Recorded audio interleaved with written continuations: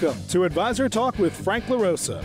Brought to you by Elite Consulting Partners, it's the only podcast offering unfiltered guidance and direct advice for all things concerning financial advisors, RIAs, and the practitioners in the wealth management business. Learn more and subscribe today at eliteconsultingpartners.com/podcast. And now, here's your host, Frank LaRosa. Hey everybody, welcome to Advisor Talk with Frank LaRosa. I am your host, Frank LaRosa, and I am joined here by a great guest who's been on the podcast before, Brian Neville. Brian is the founder and managing partner of Lax & Neville, a securities firm in New York City, and I would say arguably probably the best in the business. So, Brian, welcome to the show. How you doing? Good morning. Awesome, Frank. Happy to be back on the podcast. Awesome. Great. So for those of you joining us, we wanted to give sort of an advisor, like a legal perspective on a bunch of different topics. So this is going to be a series we're going to run. It's going to be 6 to 8 different topics because there's so much that goes into the legal side of transitions and different things that I think that people tend to brush over it and not think about these things ahead of time. And then when something happens, the horse has already left the barn and it's hard to unwind certain things. And so, Brian, what I wanted to do today is really just cover one topic that actually for me just came up recently with a client, and it has to do with the difference between a non-solicit in a client agreement versus a non-protocol agreement, and sort of like the types of restricted covenants that you've seen from a legal side and how you generally see those things being handled the right way. And the goal here is always to give some advice to advisors listening to help them avoid the pitfalls and a lot of times making silly mistakes that end up costing them a lot of money. And so happens all the time. We get retained a couple times every year by people who have made the mistakes and it's too late and it gets very expensive. So I think this is a great topic. First, I'd like to always just give a little disclaimer that I'm not giving anyone specific legal advice here because I don't have their agreement and I don't know their facts and circumstances, but it is fairly easy to talk about a good bit of the stuff in broad general terms. And most people in financial services have an employment agreement, and then they'll have other agreements that have restrictive covenants. It could be a stock agreement where you're getting stock through the company. It could be a deferred compensation plan. The vast majority of people that are in financial services will have these agreements with at least 3 types of restrictions, and they're all relevant to a transition. So there'll be a restriction on taking confidential information, and firms in those agreements will define confidential information very broadly. They'll define it even more broadly than most state laws will allow them to, and they'll frequently seek to enforce it when an advisor leaves. So confidential information is also covered, as you know, Frank, as a former branch office manager, by regulations like SEC regulation SP says firms have to put in privacy policies and you have to protect clients from identity theft and such. So that's why most firms have pretty strict protections over clients' information. But where the rubber hits the road on a lot of these, Frank, as you know, in a transition is things like clients' contact information. And in post-COVID world, almost every financial advisor has a cell phone with their client cell phones in it, and they'll frequently have the email addresses in there.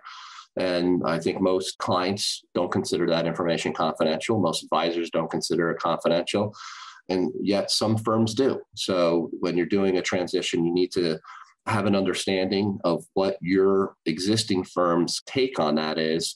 And you also need to be aware of what the firm that you're going to be transitioning to considers confidential. And that all needs to be discussed, understood, and put in place well before a move. That's not something to start talking about 2 weeks before. Similarly, the other restrictive covenant is frequently, as you mentioned, the non-solicit. And if you're in a protocol move, as you know, the protocol obviates that. But if you're not moving from protocol to protocol firm, a non-solicit in most states is generally enforceable. The laws in every state are slightly different. And the best example that we could use on your show here today would be California. California has a public policy of saying these non-solicits are generally unenforceable. So financial advisors in California have a much easier situation than advisors in most other states. But the industry has also taken a position and has kind of come out with, like FINRA has come out with regulatory notices really saying that if a client asks a reassigned advisor where the advisor has gone, that advisor now has to give that information.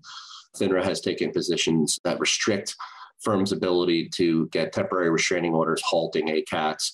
And most states have adopted the law through case law, saying that because you're a fiduciary, because you're a trusted financial advisor, the clients that you serviced are entitled to notice that you've moved from firm A to firm B.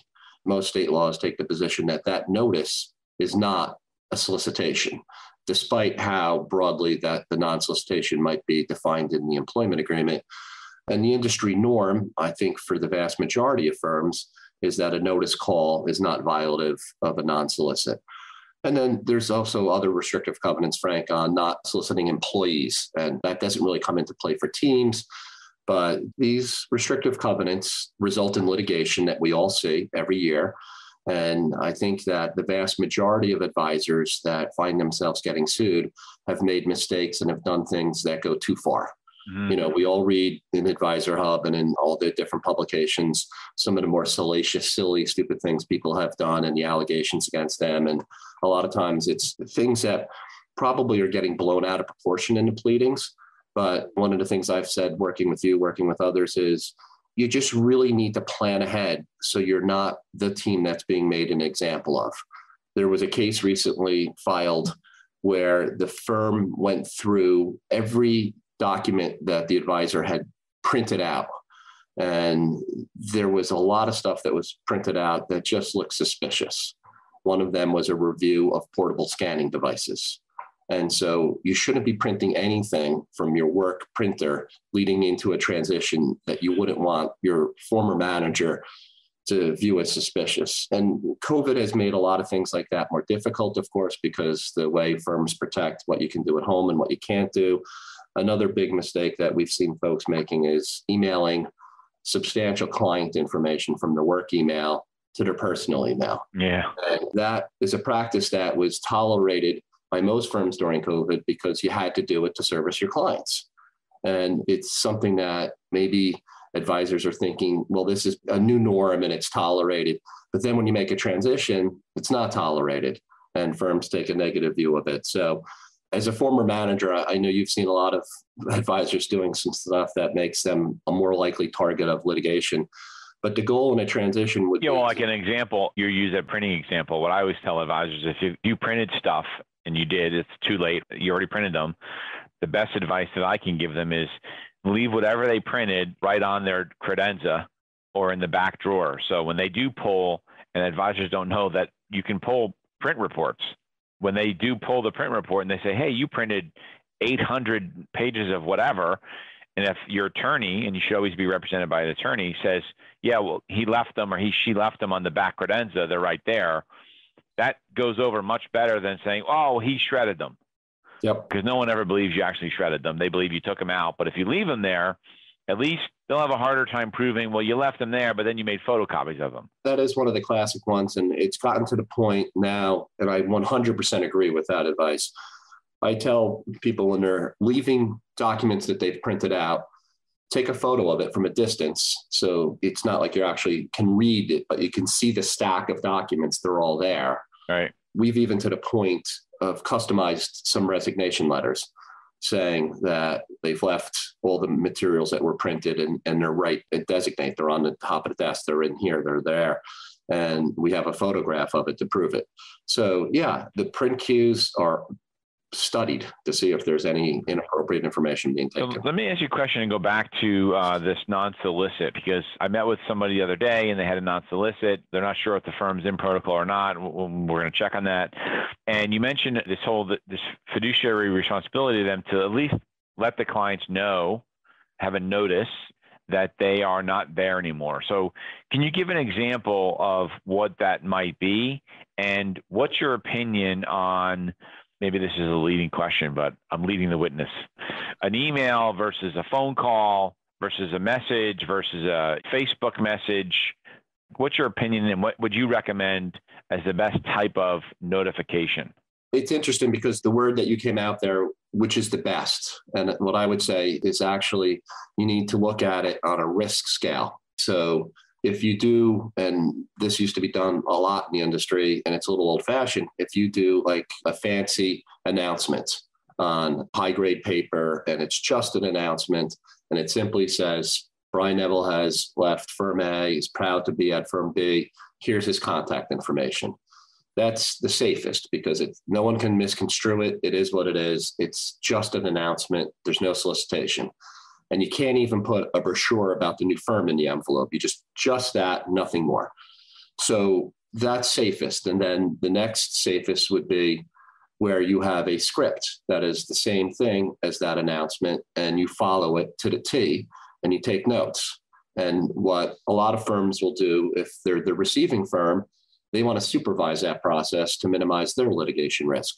So they'll have a supervisor sit in on a large percentage of those outgoing phone calls so that they could truthfully testify or swear out an affidavit that they supervised these outgoing notice calls and there was no solicitation, and they can take notes on what the customers asked, because in most notice phone calls, when someone is a trusted advisor and has been playing that important role for a client, clients will tend to ask a series of questions. What happens next? Oh, tell me why now? What prompted this? And an advisor can answer all client questions as long as they do so truthfully and in a fair and balanced way that is not a solicitation. So if a client, for example, says, what's going to happen next? You'd have to say, well, because I've left, old firm is going to reassign your accounts under their account redistribution policy. A new advisor will be in touch with you and they will seek to service your account. And then typically a customer would say, but what if I don't want that? What if I want to follow you? And then you would say, well, thank you. It's an honor. I'm glad you asked. If you do want to follow me, here's the procedure. And then you explain the account transfer procedure. None of that is a solicitation. If you have a good transition team and a good supervisor at a new firm, I think a lot of times advisors get a little bit upset or they chafe at this idea of someone's watching them. But this is truly for their protection, because now it's not just one person's sworn testimony that they didn't solicit. It's the advisors and it's a supervisor from the new firm. And typically that supervisor will have a set of notes and a policy and procedure. So that really diminishes the risk, Frank. And then if you stick to that script and you have notes and the supervisor has notes, you're still in a relatively low risk area. And then anything beyond that, like there's always questions. So you leave firm A, you go to firm B, and you have your 100 most important households or however many it is, and you're dialing, you're making these announcement phone calls. People are asking, can they follow you? You hand them off to the appropriate assistant on the transition team, and you're processing it. And then you call someone and they don't answer. So you have to make a decision. Are you going to make an announcement voicemail, or are you going to wait and call them back another time? And I think the accepted status in the industry is you get one shot at this. You can't call multiple times. So you have to make that decision and you should have that planned out in advance. And I think most people would rather not do it via voicemail. As soon as they don't answer, you hang up and you schedule another time for a call. So I don't think it's a question, back to the beginning, Frank, of what's best. It's measuring your risk. So an email and an announcement can't be misconstrued. They say exactly what they say. Phone calls, people could allege, oh, there was solicitation, and they'll offer as evidence that there must have been a solicitation that 80% of the clients have transferred. That's not real evidence. It's an argument, but it's not evidence. And so what you want to do is minimize your risk by having an organized, well thought out plan. Yeah, and I think that the biggest part of that, which I advise our clients on, is if you leave a voicemail message, that's considered your announcement, and you can't call back twice. And so just be really careful about that. But I do think having the firm's perspective on it, as well as, which is my advice all the time, if you're concerned about any type of restrictive covenants that you have in your agreement, even though the firm that you're going to might have representation for you, they should still use their own counsel, whether it's you or somebody else. And I say somebody else, not like your buddy who was a municipal court attorney and does real estate and he thinks he understands securities law. That's not who you want. You want someone that knows the firms that you're working with, because they know how they operate. They know what's going to be acceptable, what's not. And how each firm operates and what they're willing to tolerate and what they're not willing to tolerate. Frank, it's so important. Either you do this a lot or you don't do it at all as a lawyer. This is not an area where you can kind of dabble and represent 2 or 3 advisors a year. Either you do dozens or you don't, because it is so focused and it is relationship based. There's so many new players in this industry. By way of example, Rockefeller was created not so long ago. They've been recruiting some very big teams, and I've done half a dozen Rockefeller moves in the last year and a half, say. So now I know what they'll tolerate. And so there's no learning curve there. And the same thing's true with even all the wirehouses. I mean, you look at UBS, they left the protocol. Morgan Stanley left the protocol. You have to know they're both recruiting, and they're recruiting heavily and successfully. So there's the conduct that they'll tolerate when they hire has to be consistent with the conduct that they'll tolerate when advisors leave there. And you have to know that. And the better practitioners, myself and my competitors who are really good, we all know that.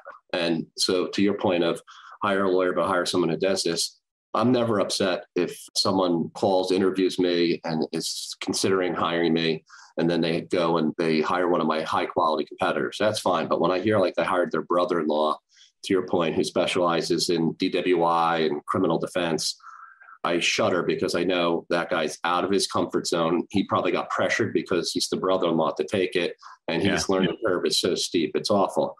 Like for most advisors, these agreements, this transition is the largest financial transaction you're going to be involved in. Usually the value of them exceeds the value of your home by multiples, and you hired a lawyer for your closing. Why wouldn't you hire a lawyer for this? It's incredibly important. And the litigation risk, while generally low, if you are the person that is made the example of and you find yourself hit with a TRO, the legal fees at the end of 1 month are generally 6 figures. So the money spent avoiding litigation and lowering your risk is well spent.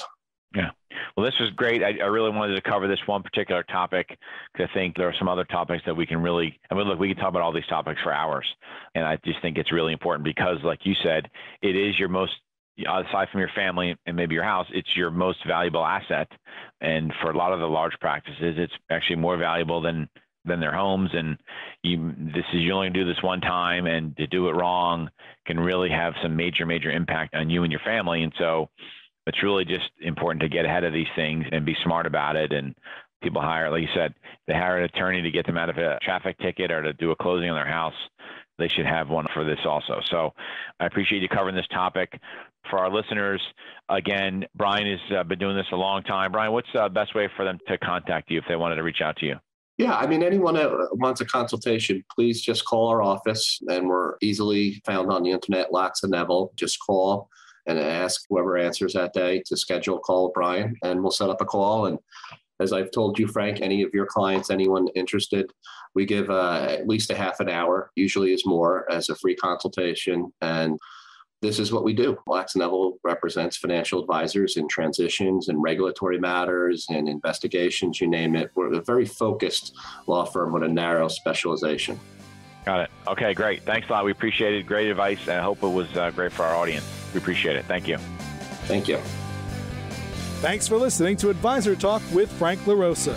If you're looking for more advice or solutions on any topics in the financial services industry, or you just want to subscribe to our podcast, head on over to eliteconsultingpartners.com/podcasts.